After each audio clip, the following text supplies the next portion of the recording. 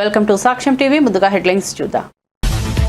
400 ఎకరాల భూమిని కాపాడాలంటూ నిరసన. హెచ్సీఏలో మరోసారి ఉద్రిక్తత. కంచగచ్చిబౌలిలోని భూమిని కాపాడాలంటూ విద్యార్థుల ధర్నా. ప్రభుత్వానికి వ్యతిరేకంగా విద్యార్థుల నినాదాలు.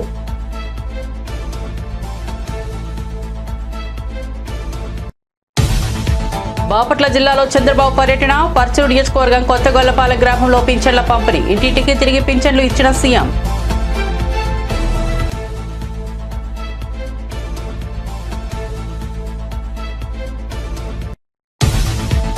యూనివర్సిటీ భూములను అమ్ముతున్న ప్రభుత్వ తీరును తీవ్రంగా ఖండిస్తున్నారన్న ఏలేటి మహేశ్వరరెడ్డి. విద్యార్థులు యూనివర్సిటీ భూములను రక్షించేందుకు చేస్తున్న పోరాటానికి అండగా ఉండాలని వెల్లడి.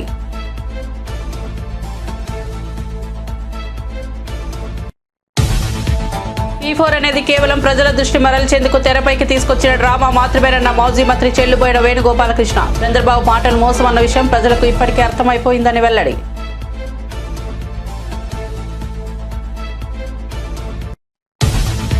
మ్యాడ్ స్క్వేర్ సినిమా రివ్యూలపై తీవ్ర ఆగ్రహం. ప్రేక్షకులకు తెలిసినంత కూడా రివ్యూలకు తెలియట్లేదా అంటూ ఫైర్. సినిమాలు ఆడితేనే మీరు ఉంటారు, లేకపోతే ఇంటికి వెళ్లాల్సిందేనని జర్నలిస్టులకు హితవు.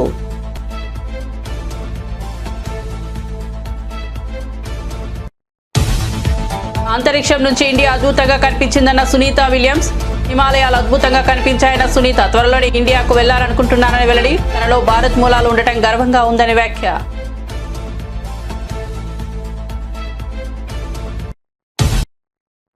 ఇక వార్త వివరాల్లోకి వెళ్తే, బాపట్ల జిల్లా పర్చూరు నియోజకవర్గం కొత్తగొల్లపాలెంలో సీఎం చంద్రబాబు పేదల సేవ కార్యక్రమంలో పాల్గొన్నారు. ఇంటింటికి తిరిగి పింఛన్లు పంపిణీ చేసిన చంద్రబాబు అనంతరం సభకు హాజరయ్యారు. ఈ సందర్భంగా చంద్రబాబు ప్రసంగిస్తూ, ఇప్పుడు తాను ఇస్తున్న పింఛన్లు ఒకప్పుడు నొక్కిన అన్ని బటన్లకు సమానమని అన్నారు.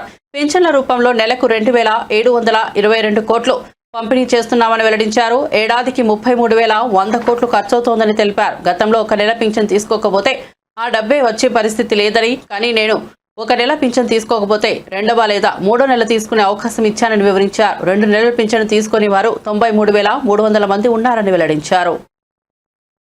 నేను ఇటీవల కొత్త కార్యక్రమానికి శ్రీకారం చుట్టాను. 1వ తారీఖు వస్తే ఆఫీసర్లు గాని రాజకీయ నాయకులు గాని అందరం కూడా 1వ తారీఖు వచ్చిందనుకుంటాం, జీతాలు తీసుకుంటారు, హ్యాపీగా ఉంటారు. కానీ ఒక నూతనమైన నిర్వచనం ఇచ్చి 1వ తారీఖు వస్తే ప్రజల సేవలో అందరూ ఉండాలని, పేరు కూడా ప్రజా సేవలో అనే పేరు పెట్టి 7 గంటలకు మీ తలుపు దట్టి మీకు డబ్బులు ఇచ్చే కార్యక్రమాన్ని ఏర్పాటు చేశాను. కలెక్టర్ దగ్గర నుంచి మంత్రి దగ్గర నుంచి కింది స్థాయిలో ఉండే అధికార యంత్రాంగం, రాజకీయ ప్రతినిధులు అందరూ కూడా మీ దగ్గరికి రావాలి, మీ దర్శనం చేసుకోవాలి. అందుకే నేను ఒక మాట అన్నాను, ప్రజలే ఫస్ట్, అంటే ప్రజలే ముందు, ఆ తర్వాతనే మిగిలినటన్ని. ఆ నినాదంతో ఇప్పటికి 10వ నెల నేను అమరావతిలో ఉంటే, ఏసీ రూమ్ లో ఉంటే 2 రోజుల తర్వాత మా మంత్రులంతా నన్ను తిట్టుకొని ఈయన ఏసీ రూమ్ లో ఉన్నాడు అని వీళ్ళు కూడా ఎగ్గొట్టే పరిస్థితి వస్తుంది. నేను ముందుండి నడిపించాలనే ఉద్దేశంతో క్షేత్ర స్థాయిలో నేను పనిచేస్తున్నాను. ఎప్పుడు కూడా యుద్ధం చేసేటప్పుడు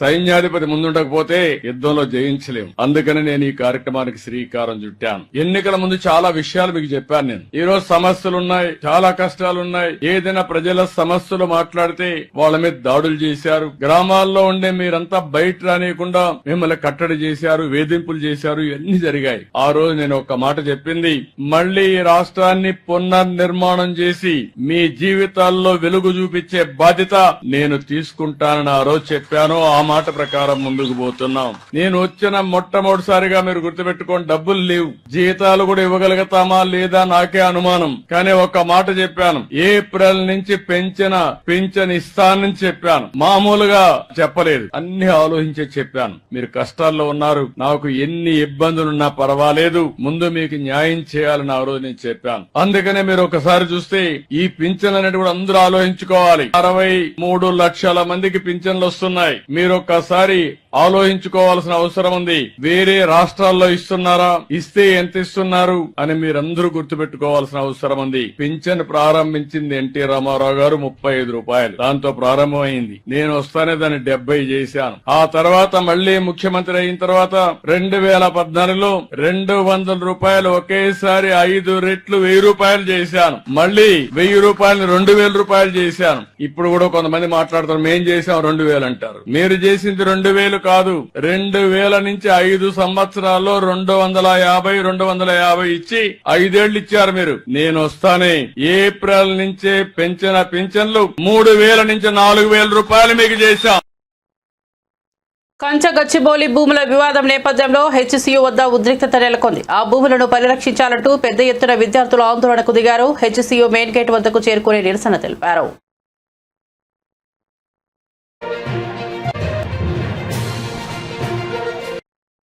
2024లో వచ్చిన ప్రజా తీర్పు స్వేచ్ఛ స్వాతంత్రానికి ప్రతిబింబమని మంత్రి నారా లోకేష్ అన్నారు. ఈ తీర్పు నేపథ్యంలో ప్రజల నమ్మకాన్ని నిలబెట్టుకోవాలని సంకల్పంతో సంక్షేమం అభివృద్ధి పరంగా కసిగా పనిచేస్తున్నామని తెలిపారు. ప్రజల ఆశయాలను గౌరవిస్తూ వాగ్దానాల అమలే తమ ప్రభుత్వ లక్ష్యమని స్పష్టం చేశారు. ప్రజలు ఇచ్చిన తీర్పుకు న్యాయం కోసం ప్రతి ఒక్క రంగంలో వేగంగా ముందుకు సాగుతున్నామని లోకేష్ వ్యాఖ్యానించారు.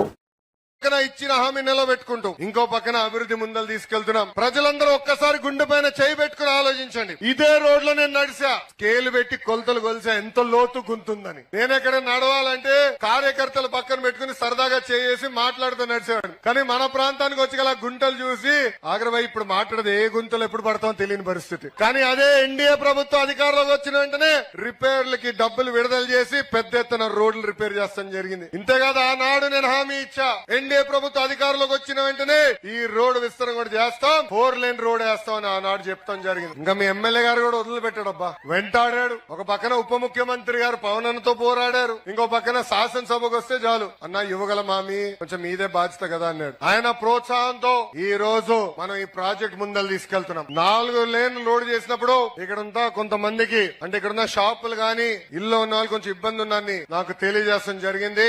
ఇక్కడ గౌరవ కలెక్టర్ గారు ఉన్నారు, ఇంకా కొల్లు రవీంద్ర గారు ఇన్ఛార్జ్ మంత్రి గారు ఉన్నారు. వాళ్ళందరికి చెప్పాను బాధ్యులతో ఒకసారి కూర్చుని ఆమోదమైన పరిష్కారం ఎత్తుకోమని వాళ్ళు కోరటం జరిగింది. త్వరలో మీతో మీటింగ్ పెడతారు. ఆమోదమైన పరిష్కారం వచ్చిన తర్వాతనే పని ప్రారంభిస్తాం. కానీ మిమ్మల్ని అందరూ కోరుతున్నా సహకరించండి. అభివృద్ధి కార్యక్రమాలు మళ్ళీ రావు, వచ్చినప్పుడు పుచ్చుకోవాలి. ఎందుకంటే మన ప్రాంతం అద్భుతంగా అభివృద్ధి చెందబోతుంది. ఎవ్వరు ఊహించిన విధంగా భారతదేశంలోని అతి పెద్ద స్టీల్ ప్లాంట్ మన ప్రాంతానికి వస్తుంది. ఎన్టీపీసీ గ్రీన్ ప్రాజెక్ట్ వస్తుంది, పెద్ద ఎత్తున బల్క్ డ్రగ్ పార్క్ కూడా వస్తుంది. అవన్నీ వస్తే ఇంక రోడ్లు సరిపోవబ్బా. అందుకే రోడ్లు అభివృద్ధి చేయాలా, అవసరం అయితే 2-3 దగ్గర ఫ్లైఓవర్ వేసుకోవాలా. అప్పుడే పెద్ద ఎత్తున నిరుద్యోగ యువకులకి ఉద్యోగాలు కల్పించవచ్చని ఇక్కడున్న ప్రజలందరూ. P4 అనేది కేవలం ప్రజల దృష్టి మరల్చేందుకు తెరపైకి తీసుకొచ్చిన డ్రామా మాత్రమేనని మాజీ మంత్రి చెల్లుబోయిన వేణుగోపాలకృష్ణ తీవ్రంగా విమర్శించారు. చంద్రబాబు మాటలు మోసమన్న విషయం ప్రజలకు ఇప్పటికే అర్థమైపోయిందని, అందుకే ఆయన సభలోంచి ప్రజలు వెళ్లిపోయారని అన్నారు. ఒక్క పూటకే ఆలోచిస్తున్నారన్నావు, కానీ నువ్వు గత ఉగాది నుంచి ఈ ఉగాది వరకు చేసినదంతా మోసమే కదా చంద్రబాబు, ఇప్పుడు నీ మాటలు ఎవరు వింటారు అంటూ వ్యాఖ్యల దాడి చేశారు. చంద్రబాబు P4 పేరుతో మళ్లీ మాయ మాటలతో ప్రజలను మోసం చేయాలని చూస్తున్నారని తీవ్రంగా మండిపడ్డారు. ఆ పూటకే ఆలోచిస్తారు బీసీలు అనేటువంటి మాట చాలా తీవ్రంగా పరిగణించాల్సినటువంటిది. బీసీలను దగా చేసినటువంటి పార్టీ, బీసీలను మోసగించినటువంటి పార్టీ, బీసీలు మా వెన్నెముకని చెప్పి బీసీలను కేవలం కుల వృత్తులకే పరిమితం చెయ్యాలనుకున్నటువంటి పార్టీ, ఆ కుల వృత్తులు అంతరించిపోతున్న ప్రత్యామ్నాయ జీవనాన్ని అందించినటువంటి పార్టీ తెలుగుదేశం పార్టీ. జగన్మోహన్ రెడ్డి గారు 5 సంవత్సరాల పరిపాలనా కాలంలో బీసీ కుటుంబాల్లో చేయూత, చేదోడు, తోడు, నేతన్న నేస్తం, మత్స్యకార భరోసా, దాంతో పాటుగా వారికి కావలసినటువంటి పిల్లల చదువులకు సంబంధించిన అమ్మఒడి కానీ, విద్యా దీవెన కానీ, వసతి దీవెన కానీ, విదేశీ విద్య కానీ ఇవన్నీ అందించినటువంటిది. అన్నిటికంటే 33 లక్షల ఇళ్ల పట్టాలు ఇచ్చినటువంటి తీరు. 33 లక్షల ఇళ్ల పట్టాలు, ప్రతి వ్యక్తి కూడా తనకు ఒక గూడు కావాలని కోరుకుంటాడు. ఆ గూడుని అందించడానికి ఆయన చేసిన ప్రయత్నం అది కదా బీసీల ఆత్మగౌరవ రక్షణ అంటే. బీసీల ఆత్మగౌరవ రక్షణ అంటే ఏ రోజు ఏ బీసీ నాయకుడు, ఏ బీసీ వ్యక్తి ఈ పథకాలు పొందడానికి ఏ నాయకుడి దగ్గరికి వెళ్లి చేయలేదు, ఆత్మగౌరవాన్ని తగ్గించుకోలేదు. ఈ ప్రభుత్వం నాది, జగనన్న నావాడు, జగనన్న నా కోసం చేస్తాడని నమ్మారు. జగనన్న చేశాడు. కానీ నిజాన్ని ఒక అబద్ధం 6 రూపాల్లో చేసిన జగన్మోహన్ రెడ్డి గారి పాలన పైన విషం జిమ్మి రోజు అసత్యాలు ప్రచారం చేసి ఒకరికి 6 సాక్షులై ఒక వ్యక్తి అబద్ధం చెప్తుంటే దానికి సాక్షులుగా 4 పత్రికలు, 4 టీవీ ఛానళ్లు, ఇంకొక 2 రాజకీయ నాయకులు, ప్రముఖులు వచ్చి పేదవాడి వెన్ను విరిచారు, పేదవాడి నడ్డి విరిచారు. పేదవాడు నిలబడి నడవాలనేటువంటి ఆ తీవ్ర కాంక్ష నుంచి పేదవాడిని దగా చేశారు అనేటువంటిది స్పష్టమైన అంశంగా P4 అనేటువంటిది కేవలం డైవర్షన్ పాలిటిక్స్ మాత్రమే. దానికి ఇంకొక పేరు పెట్టారు నాయుడు గారు. మీ గురువు గారిని తలుచుకుని మార్గదర్శి బంగారు కుటుంబం. నాకు నవ్వు వచ్చింది. మార్గదర్శి బంగారు కుటుంబం అని పేరు పెట్టారు. రాహుల్ గాంధీ గతంలో 2 మార్లు సెంట్రల్ యూనివర్సిటీకి వచ్చి విద్యార్థులకు మద్దతుగా నిలిచారని గుర్తు చేస్తూ ఇప్పుడు అక్కడ విద్యార్థులపై అరాచకాలు జరుగుతున్నా, పర్యావరణంపై అక్రమాలు జరుగుతున్నా ఆయన మౌనంగా ఉండటంపై బీఆర్ఎస్ వర్కింగ్ ప్రెసిడెంట్ కేటీఆర్ ఘాటు ప్రశ్నలు చేశారు. పిల్లల భవిష్యత్తును కాంగ్రెస్ ప్రభుత్వం పరంగా పెడుతుంటే రాహుల్ ఎందుకు స్పందించడం లేదని ప్రశ్నించారు. ప్రజాపాలన అంటూ అధికారంలోకి వచ్చిన కాంగ్రెస్ ప్రభుత్వానికి నిజమైన ప్రజాస్వామ్య స్ఫూర్తి ఉండాల్సిన అవసరం లేదా అని నిలదీశారు. అక్రమ భూముల కబ్జాలకు వ్యతిరేకంగా విద్యార్థులు నిలబడితే వారిపై దాడులు జరగడం అనాగరికమని తీవ్రంగా విమర్శించారు. గాంధీ గారు ఇవాళ జాతీయ స్థాయిలో ప్రతిపక్ష నాయకుడు. వారిని కూడా నేను అడుగుతా ఉన్నా. హైకోర్టులో ఆల్రెడీ పిల్లు పడ్డది. ఒక ఎన్జిఓ వాళ్ళు వేసినారు, ఇది పర్యావరణ సమతుల్యత దెబ్బతీస్తుంది అని. ఆ పిల్లు రాకముందే ఈ ప్రభుత్వం ఇంత ఆగమాగం చేస్తుంటే, పిల్లలు ఇష్టం వచ్చినట్టు కొడుతుంటే, గతంలో ఇదే రాహుల్ గాంధీ గారు హైదరాబాద్ సెంట్రల్ యూనివర్సిటీకి ఆనాడు 2 సార్లు వచ్చినారు ఒకటే నెలలో. రోహిత్ వేములా గారు చనిపోయినప్పుడు 2 సార్లు వచ్చినారు ఒకటే నెలలో. కానీ ఇటువైపు ఇప్పుడు కనీసం తిరిగి కూడా చూడట్లేదు. కనీసం ఒక మాట కూడా ముఖ్యమంత్రి గారికి చెప్పాలన్న ఆలోచన కూడా రాహుల్ గాంధీ గారికి వస్తలేదు. ఇదే రాహుల్ గాంధీ గారు బొంబాయి మహానగరంలో ఆర్ఏ ఫారెస్ట్ లో 800 ఎకరాల్లో 2500 చెట్లు కొట్టేస్తారంట. అంటే అక్కడ మెట్రో నిర్మాణం కోసం అక్కడ ఒకటి షెడ్ కడతారంట. అంటే ఇదే రాహుల్ గాంధీ గారు హడావుడి చేసినారు. అయ్యో ముంబైలో లంగ్ స్పేస్ లేకుండా పోతుంది, ముంబైలో పర్యావరణ సమతుల్యత దెబ్బతింటుంది, ఇన్ని 100 ఎకరాలు పోతే ఎట్లా కాంక్రీట్ జంగల్ గా ముంబై మారిపోయింది అన్నారు. మరి ఇవాళ హైదరాబాద్, పశ్చిమ హైదరాబాద్ ఏమైపోయినా పర్వాలేదా? కేవలం మీ కాంగ్రెస్ ప్రభుత్వానికి డబ్బులు రావడానికి, వేల కోట్ల రూపాయలు సంపాదించుకోవడానికి, పిల్లల భవిష్యత్తు, హైదరాబాద్ భవిష్యత్తు నాశనమైనా పర్వాలేదా? ఉన్న కొద్ది లంగ్ స్పేసెస్ ని ఇష్టం వచ్చినట్టు అమ్ముతారా? ఇది మీకు సమ్మతమైన రాహుల్ గాంధీ గారు? ఒక ఆర్ఏ ఫారెస్టే కాదు, ఇదే రాహుల్ గాంధీ గారు ఛత్తీస్గఢ్ లో హస్దియో అనే ఫారెస్ట్ ఉంది, HASDEO. ఆ ఫారెస్ట్ ని అక్కడున్న బీజేపీ ప్రభుత్వం అక్కడ మైనింగ్ కి అవకాశం ఇస్తే ఇదే రాహుల్ గాంధీ గారు గొంతు చించుకున్నారు. పర్యావరణం దెబ్బతింటుంది, అర్జెంటుగా కాపాడాలా, దీన్ని రద్దు చేయాలా అని మాట్లాడినారు. మళ్ళీ ఇవాళ కాంగ్రెస్ పార్టీ గొంతు ఎందుకు పెగలట్లేదు? నేను ఈ పిల్లలందరికీ ఒక మాట ఇచ్చాను. ఖచ్చితంగా మా పార్లమెంట్ సభ్యులు 4వ తారీఖు దాకా ఏదైతే పార్లమెంట్ సమావేశాలు జరుగుతూ ఉన్నాయో, రాజ్యసభలో మా పార్లమెంట్ సభ్యులు ఈ అంశాన్ని ఖచ్చితంగా లేవనెత్తుతాం. ఖచ్చితంగా వారిని మరి అడుగుతాం, కేంద్ర ప్రభుత్వాన్ని కూడా అడుగుతాం, మీ స్టాండ్ ఏంది. ధర్మేంద్ర ప్రధాన్ గారిని అడుగుతాం, మీరు ఎందుకు జోక్యం చేసుకోవట్లేదని, కేంద్రం ఎందుకు పట్టించుకోవట్లేదని అడుగుతాం. కానీ ఇవాళ వాస్తవం ఏంది అంటే, రేవంత్ రెడ్డి గారు ఎలక్షన్ ముందే చెప్పారు, రియల్ ఎస్టేట్ అంటే రేవంత్ రెడ్డి, రేవంత్ రెడ్డి అంటే రియల్ ఎస్టేట్ అని. ఫస్ట్ లో మనమే అప్పుడు జాగ్రత్త పడి ఉండాలి. ఎలక్షన్లు అయిపోయిన కొత్తలో, ఎలక్షన్ కంటే ముందో ఆ రోజు వచ్చిండు, అక్కడ ఫుట్బాల్ ఆడిండు హెచ్సియూకి వచ్చిండు, ఫుట్బాల్ ఆడిండు. అప్పుడే కన్ను పడ్డది భూముల మీద. ఇప్పుడు పిల్లల్ని ఫుట్బాల్ ఆడుతూ ఉన్నాడు, లెక్క చేయట్లేదు. నా డబ్బుల కోసం, మా కమిషన్ల కోసం ఏదైనా సరే, పిల్లలు చచ్చినా సరే, ఏదేమైనా సరే, కానీ నేను వదిలిపెట్టాను అన్నట్టుగా రేవంత్ రెడ్డి వ్యవహారం ఉన్నది. మరి నేను అడుగుతున్నా, మీకు బాధ్యత లేదా రాహుల్ గాంధీ గారు? మీ ముఖ్యమంత్రిని నియంత్రించాల్సిన బాధ్యత, ప్రజాస్వామికంగా ఉండాల్సిన బాధ్యత, ప్రజా పాలన అన్నప్పుడు అందులో కొద్దిగా మ్యాడ్ స్క్వేర్ సినిమాలో కంటెంట్ ఉన్నందువల్లే హిట్ అయిందని నిర్మాత నాగవంశీ స్పష్టం చేశారు. తాజాగా ఏర్పాటు చేసిన ప్రెస్ మీట్ లో ఆయన మాట్లాడారు. సినిమా విజయాన్ని ముద్దాడే సమయంలో కొంతమంది సోషల్ మీడియా వేదికగా నెగిటివ్ రివ్యూలు పెట్టడం దురదృష్టకరమని మండిపడ్డారు. సినిమాకు హిట్ టాక్ వచ్చినప్పుడు దాన్ని ప్రోత్సహించకుండా తప్పుడు ప్రచారం చేయడం ఏంటని ప్రశ్నించారు. సమీక్షలు చేయడం ఒకటే కాదు, వాటిపై అర్థవంతమైన అవగాహన ఉండాలని సూచించారు.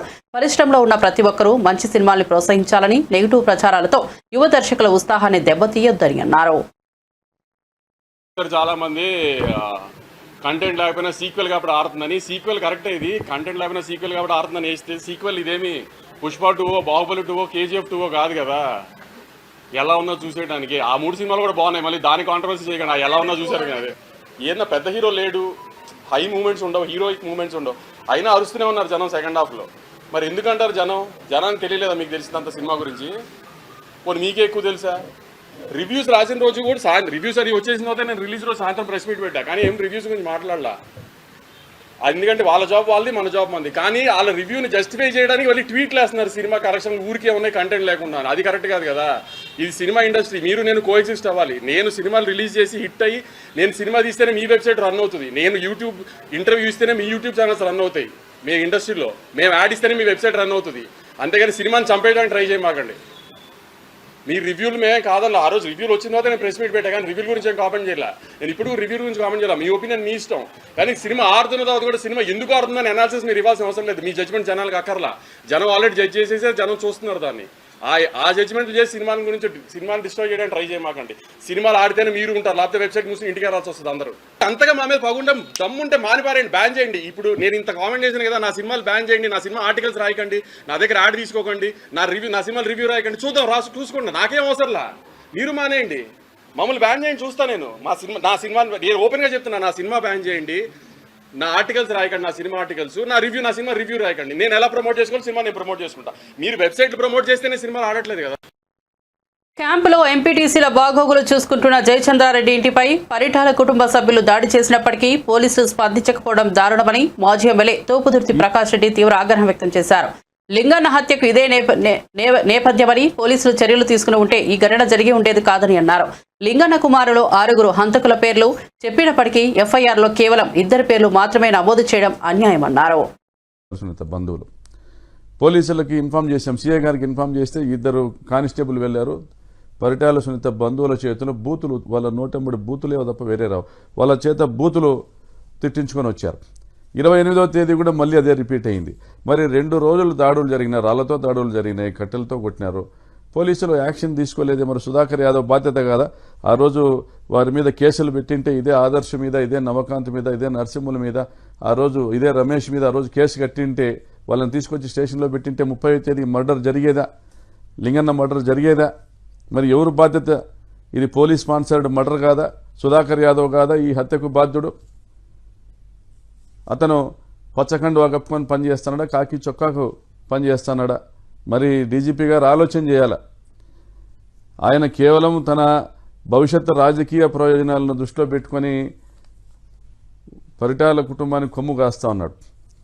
27వ తేదీన పరిటాల శ్రీరామ్ ఇదే పాపిరెడ్డిపల్లి గ్రామంలో రమేష్ ఇంట్లో, వాళ్ళ చిన్నాయన రమేష్ ఇంట్లో కూర్చొని మండలానికి ఒకరిని చంపంది భయం ఉండదు అనేసి మాట్లాడడం, మరి ఆ పిల్లల్ని రెచ్చగొట్టడం, 27 రాత్రి దాడి జరగడం, 28 రాత్రి దాడి జరగడం, అయినా పోలీస్ చర్యలు లేకపోవడం వల్లనే ఈరోజు 30వ తేదీ అంటే నిన్న కురుబ లింగమయ్యన్నను హత్య చేయడం జరిగింది. మరి హత్య జరిగింది, హంతకుల పేర్లు వారి కుమారులు సంఘటనా స్థలంలో ఉండి దెబ్బలు తిన్న వారి కుమారులు చెప్తా ఉన్నారు. పోలీసులు తమకు కావలసిన విధంగా ఎఫ్ఐఆర్ రాసుకొని లింగమయ్య అన్న భార్యతో సంతకం పెట్టించుకొని ఇద్దరి పేర్లే నమోదు చేస్తూ ఉన్నారు. ఎందుకు ఇది? మరి 5-6 మంది పాల్గొన్నారని ఆ సంఘటనలో గాయపడ్డ శ్రీనివాసులు లింగమయ్య అన్న కొడుకు మాట్లాడుతూ ఉంటే, నిన్న నేను ఆసుపత్రికి వెళ్ళి పరామర్శించడానికి వెళ్ళినా కూడా ఆయన పేర్లు చెప్తా ఉన్నాడు. మరి కేవలం 2 పేర్లే ఎందుకు ఎఫ్ఐఆర్లు చేస్తున్నారు అంటే, హత్య కావించబడ్డ వారి పక్షాన మీరు నిలబడి, వారి కుటుంబానికి అండగా నిలబడి, ఈ రాష్ట్రంలో చట్టం ఉంది, న్యాయం ఉంది, ధర్మం ఉంది, మేమున్నాం మీ పక్షాన అని చెప్పాల్సిన పోలీసులు మరి ఎవరికి చుట్టంగా మారారు? మీరు 5 మంది పేర్లు 6 మంది పేర్లు వాళ్ళ కొడుకులు చెప్తా ఉంటే, మీరు 2 పేర్లతో ఒక ఎఫ్ఐఆర్ రాసుకుని దాని మీద సంతకాలు పెట్టించేసి, ఒక కంప్లైంట్ రాసుకుని దాని మీద సంతకాలు పెట్టించేసి ఎవరి కోసం మీరు పనిచేస్తూ ఉన్నారు? మరి ఇంట్లో మనిషిని కోల్పోయినా మాకు న్యాయం జరగడం లేదు, మా నాయన్ని చంపిన వాళ్ళ పేర్లు వాళ్ళపైన కేసు నమోదు చేయడం లేదు అని ఆ చిన్న పిల్లోళ్ళు 24-25 ఏళ్ళ పిల్లలు వాళ్ళ కొడుకుల మనసులో ఎంత గాయం అవుతుంది, ఈ సమాజం పట్ల ఎంత ద్వేషం అనేది వాళ్ళు పెంచుకుంటారు, ఈ వ్యవస్థల పట్ల ఎంత ద్వేషం పెంచుకుంటారు. పోలీస్ వ్యవస్థ నమ్ముతారా? మరి ఇంత దుర్మార్గంగా ఈ వ్యవస్థ ఉంటే మరి మీడియా ఏం చేస్తోంది? వక్రీకరించి మాట్లాడుతూ ఉన్నారు.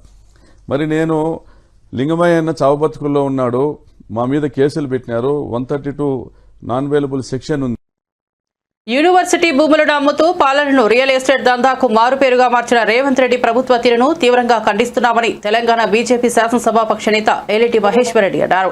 విద్యార్థులు యూనివర్సిటీ భూములను రక్షించేందుకు చేస్తున్న పోరాటానికి అండగా నిలుస్తున్న బీజేపీ ఎమ్మెల్యేలను అక్రమంగా అరెస్టు చేయడం కాంగ్రెస్ ప్రభుత్వ అరాచక ధోరణికి నిదర్శనమన్నారు. విద్యా భవిష్యత్తును పణంగా పెట్టే ప్రభుత్వం ప్రజాస్వామ్యాన్ని అపహాసం చేస్తోందని విమర్శించారు. కేవలం పోలీసుల నిర్బంధంలో ఈ రాష్ట్ర ప్రభుత్వం కొనసాగుతుందంటే ఇంతకన్నా దౌర్భాగ్య పరిస్థితి ఇంకొకటి లేదు. ఈరోజు భారతీయ జనతా పార్టీ ఎమ్మెల్యేలు సెంట్రల్ యూనివర్సిటీని విజిట్ చేద్దామని స్వచ్ఛందంగా ప్రజాస్వామ్య పద్ధతిలో సందర్శించడానికి వెళ్తూ ఉంటే ఎక్కడికక్కడ మా ఎమ్మెల్యేలు నిర్బంధించి మా ఎమ్మెల్యేలను హౌస్ అరెస్ట్ చేసి నన్ను కూడా ఈరోజు ఇంట్లో హౌస్ అరెస్ట్ చేసి బయటకు వెళ్ళనీయకుండా అరెస్ట్ చేయడం ఇది శోచనీయం. ఎంతకాలం ఈ రకంగా మీరు అదుపు చేస్తారు? ఎంతకాలం మమ్మల్ని ఆపుతారని చెప్పి నేను ప్రశ్నిస్తున్నా. ఖచ్చితంగా వెళ్తాం. సెంట్రల్ యూనివర్సిటీ భూములు అమ్మకుండా ఆ విద్యార్థులకు అండగా నిలబడతాం. సెంట్రల్ యూనివర్సిటీయే కాదు, ఈ తెలంగాణ రాష్ట్రంలో ఉన్న ప్రతి యూనివర్సిటీని సందర్శిస్తాం. ఈరోజు సెంట్రల్ యూనివర్సిటీకి పట్టిన గతి రేపు అన్ని యూనివర్సిటీలకు పట్టబోతుంది. ఈరోజు సెంట్రల్ యూనివర్సిటీ భూములు అమ్ముతారు, రేపు ఉస్మానియా యూనివర్సిటీ భూములు అమ్ముతారు, కాకతీయ భూములు అమ్ముతారు, అంబేద్కర్ యూనివర్సిటీ భూములు అమ్ముతారు. రేపు ఈ రాష్ట్రంలో తెలంగాణ యూనివర్సిటీ భూములతో పాటు ఈ రాష్ట్రంలో ఎక్కడ భూములు ఉంటే అక్కడ భూములు అమ్ముకొని తెగ నమ్ముకొని ఈ రాష్ట్రాన్ని మేము అరాచకమైన పాలన చేస్తామంటే ఎట్టి పరిస్థితుల్లో భారతీయ జనతా పార్టీ ఊరుకునే సమస్య లేదని చెప్పి నేను తెలియజేస్తా ఉన్నాను. ఈరోజు భారతీయ జనతా పార్టీ విద్యార్థుల పక్షాన విద్యార్థులకు అండగా ఉందామని అక్కడ సమస్యలు తెలుసుకోవడానికి మేము ఎమ్మెల్యేలను సందర్శించడానికి వెళ్తుంటే ఎక్కడికక్కడ అరెస్ట్ చేయడం ఇది చాలా బాధాకరం, శోచనీయం, ఇది అరాచకం అని చెప్పి నేను తెలియజేస్తా ఉన్నాను. అంతేకాదు నేను ఈరోజు భారతీయ జనతా పార్టీ పక్షాన మేమందరం అన్ని యూనివర్సిటీలు విజిట్ చేస్తాం, అందరూ విద్యార్థులు చైతన్యవంతం చేస్తాం. ఇలాంటి భూముల వేలం చేయడం, భూముల నమ్మకం, యూనివర్సిటీ భూముల జోలికి వెళ్తే ఊరుకునే సమస్య లేదు. అవసరమైతే రాష్ట్ర వ్యాప్తంగా విద్యార్థి లోకాన్ని వారికి అవేర్నెస్ తీసుకొచ్చి మరి విద్యార్థి లోకం ద్వారా ఖచ్చితంగా ఆ భూములను అమ్మకాన్ని ఆపడానికి ఉద్యమం సైతం చేయడానికి మేము సిద్ధంగా ఉన్నామన్న సంగతి తెలియజేస్తా ఉన్నా. ఈరోజు మేము మొన్ననే చెప్పిన యూనివర్సిటీలో అసెంబ్లీ జరగగా కూడా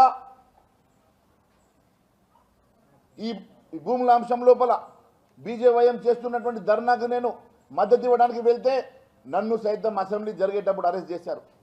ఈరోజు మళ్ళీ యూనివర్సిటీ వెళ్ళడానికి నేను ప్రయత్నిస్తే మళ్ళీ ఈరోజు నిర్బంధించి నన్ను హౌస్ అరెస్ట్ చేశారు.